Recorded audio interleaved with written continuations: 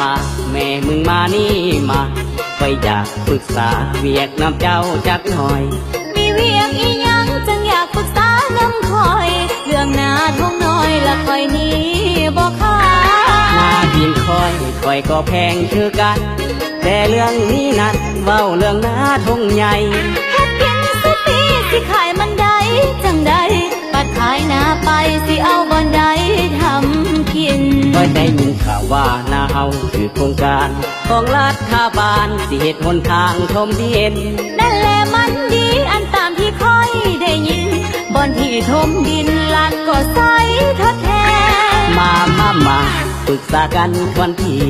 แนวคิดไว้นี้อยากซื้อรถมาแลนเจ้าสิขายหน้าค่อยขอเบาแป้นซื้อรถมาแลนค่อยย่านเจ้ามีแฟนใหม่ถ้าบ่เชื่อใจก็ให้เจ้าไปเป็นแอด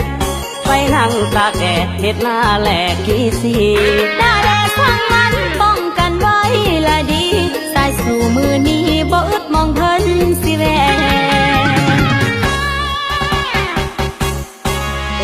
แม่มึงเอ้ยค่อยก็สิบ่เป็นหิ้งเป็นหายปานนั้นติบ่กันไว้ละดีย่านมันเสียทั้งหน้าทั้งรถสันดอกฟ้า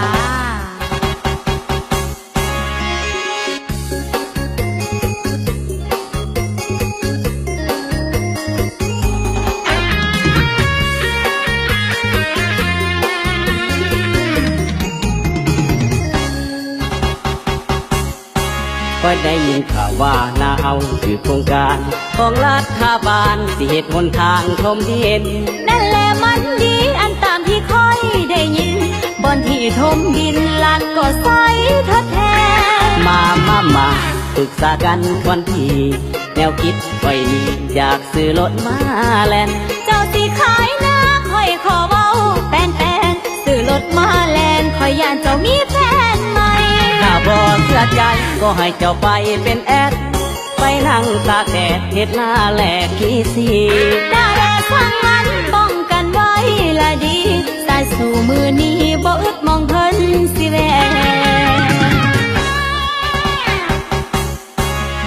แม่มึงเอ้ยค่อยก็สิบ่เป็นหิ้งเป็นหายปานนั้นติบ่กันไว้ละดีย่านมันเสียทั้งหน้าทั้งรถสันดอกฟ้า